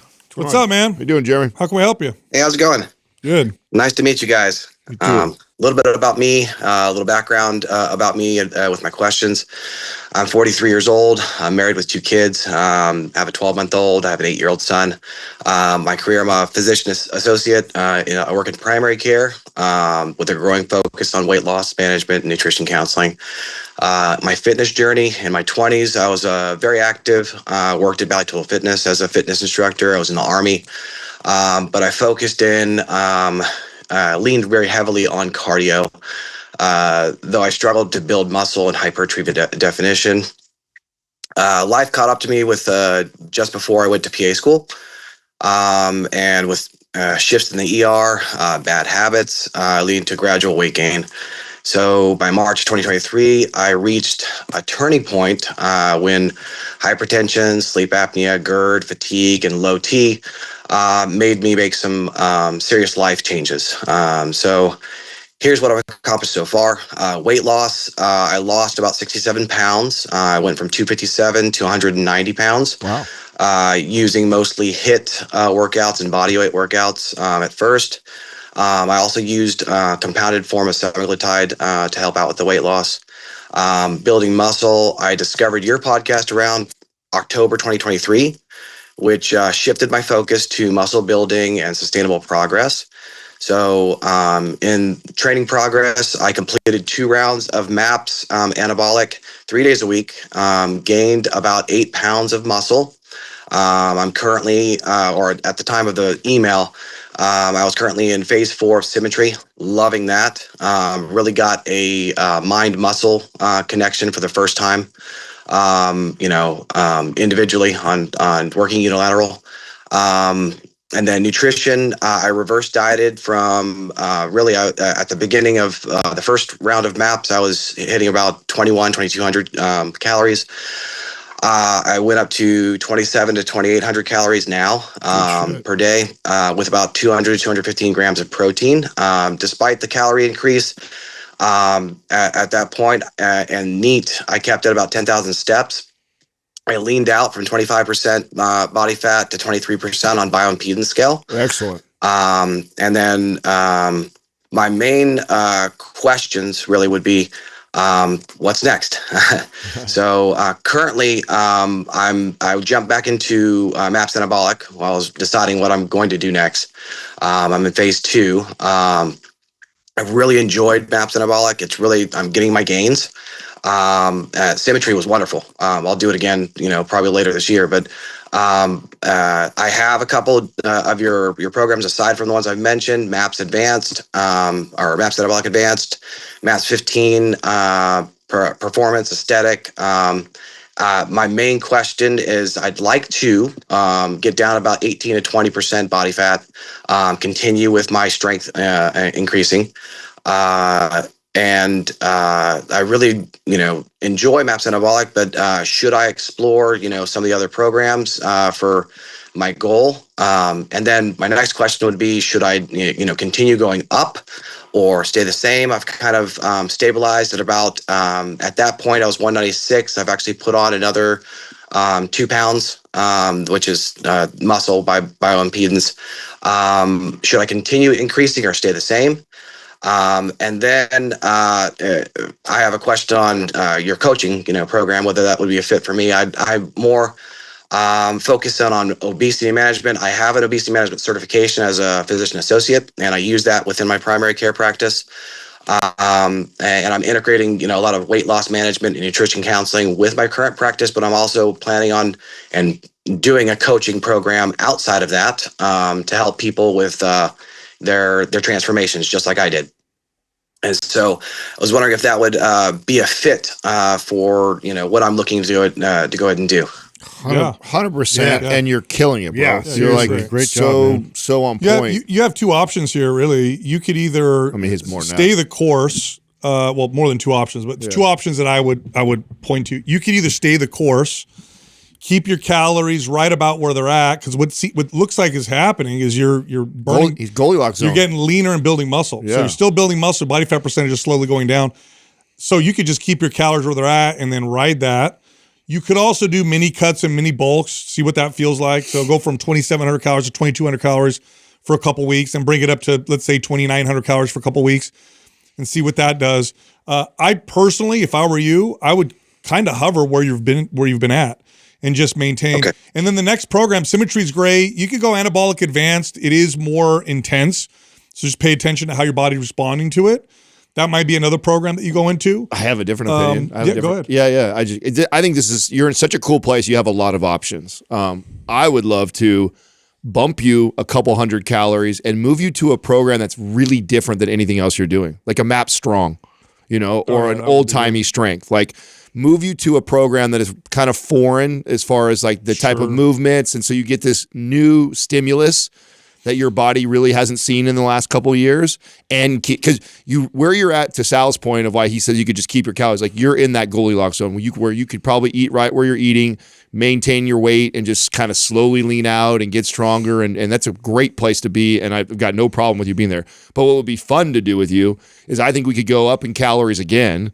And I think if I gave you a different stimulus and you're doing movements that is like, this is foreign and new to me, you're going to get stronger, you're going to build more muscle, and I think the metabolism is just going to keep going up, which is only going to make getting shredded and leaned out easier down the road for you while also doing some fun new stuff. So if you're open to that, I would love to do that with you, and I think that you're going to respond great. MAP Strong would be a great. I love that. I think MAP Strong, bump your calories, 250 calories or so, and then I bet you still lean out. Yeah. I think you lean out and you eat more. Yeah. Now, as far as the course is concerned, it's perfect for what you're looking to do. Yes. Perfect. I mean, what we talk about is essentially how to build that business and what that looks like, client relationship wise. Getting. By the way, with your background and experience, I mean, you're going to do great in that space. You got built-in leads all day long. I mean, it's phenomenal. Yeah, it's really, really will work out well. So, I mean, you're going to do good with that.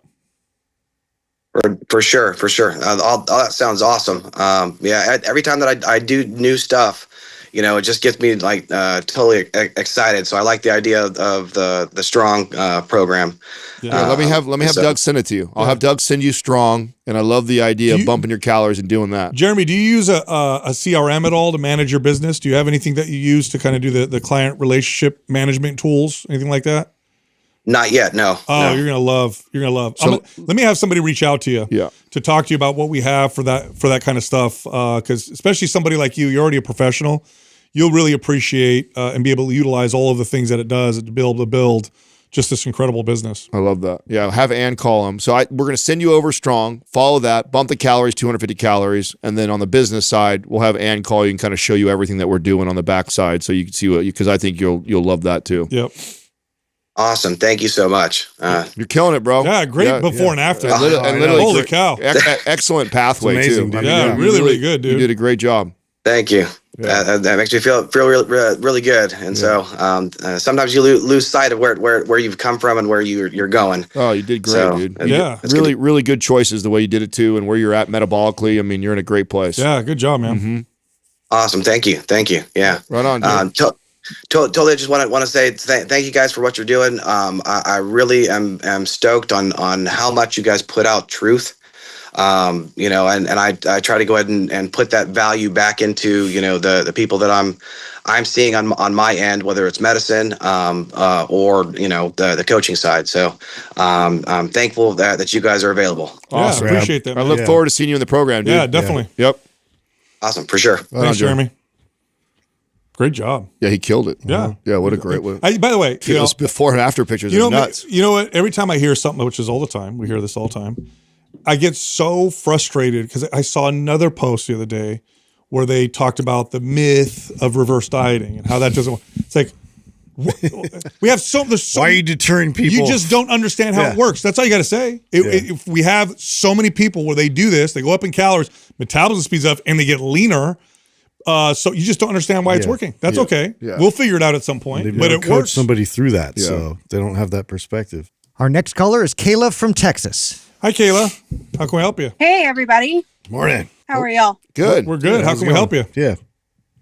Okay, so I was recently sleeved back in August, the gastric sleeve, and I'm trying to obviously lose weight and build muscle. I'm going to the gym 3 times a week, but I'm getting protein in, most of my protein in with protein shakes and Greek yogurt.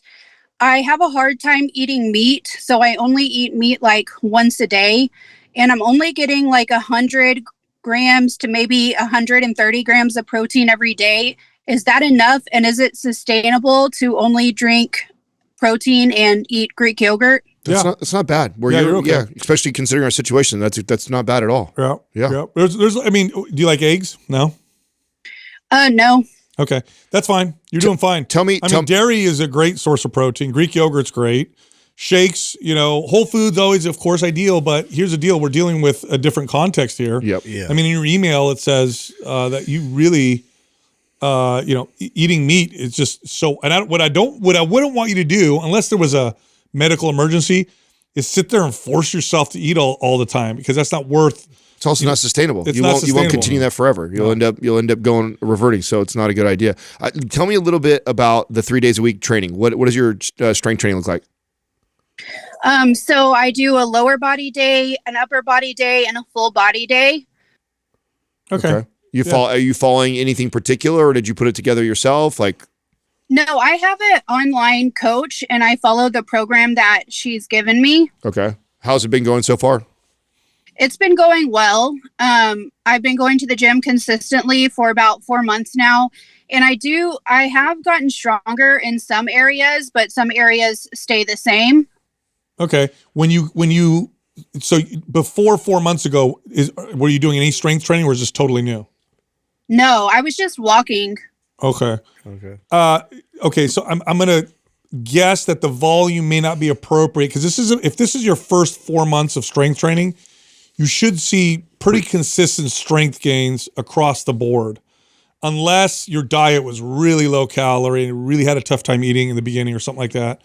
Can you tell me how long your workouts take and how many exercises generally you're doing? Yeah, so about 45 minutes to an hour, and I do about 6 or 7 different sets. Okay. That seems okay. It's not bad. No. I mean, I would prefer her on MAPS 15, where she's doing just a couple exercises. Can we send you a program to take a look at? Maybe follow one of our programs? Yeah, I would love that. I'd love to look at that. Okay. Yeah. And how long have you been with your coach? Just the 4 months that I've been going to the gym. Okay. And you enjoy working with them? Yeah. Okay, good. We have coaches too. So if you ever wanted to change or try something different, We don't advertise it just because we would get too many people that we could, service or whatever. Right. But if you're happy with your coach and he seem to be supporting you well, then stay the course, and then we'll send you a program that you can try out that's different than the one you're following that we think might be okay. Sounds like you're on a pretty good track, though. I mean, if you're happy with your coach, you're seeing some strength change, you're able to hit the 100 to 130 grams of or 110 grams of protein, that's good. You're doing good. Okay. Yeah, and obviously you've heard us say, and that ideally is whole foods, but again, context matters. And I've trained many clients that have done this, and it's like that's hard to eat a lot of calories and a lot of food that way, solid food that way. So I think you're doing a great job. What you're doing is far better than the person who just decides not to eat. Yeah. I am so happy to hear this because I truly thought y'all were going to say, no, that's not enough. And no, you need more animal protein or some kind of protein in. So I'm really happy, you guys. Thank y'all. Yeah, Awesome. you got it. Good. Yeah, thank you for calling in, Kayla. Yeah, keep it up. Absolutely. And then if you have any more questions, reach back to us, all right? Okay, sounds good. Thank y'all. Thank you. Yeah, for context, people know she's lost over 40 pounds already. Yeah, substantial. Doing this. And so. she's strength training. She doesn't sound like she's overdoing it. She's getting enough protein. That's the point. Like, could she take in more to be more ideal? Yeah, probably. But what you don't want to do is place the wrong priorities in the wrong force order. feed and get in that trap. So hard with the client. I'm like so happy if my client is hitting her protein intake when they've done that surgery. Yeah. It's like it's so hard for them to eat, and so it's like just you consistently hitting your protein is a huge win. And if you need to do it through shakes and Greek yogurt and things like that, I'm fine with that. I'm all good. All right, I know you liked that episode. If you did, check this one out. 30% body fat. For men, this is way too high. This is actually a bit high for women as well. So in today's episode, we're talking about how you can go from 30 to 10. What is 10% body fat? This is when you have a visible six-pack. Can you go from 30 to 10%? Yes, it's possible, but not if you guess along the way. So we're going to talk about how you can do that in today's episode. Now, there's a huge range, right, of like body types. Yes. Some people can run a little bit heavier or a little bit higher body.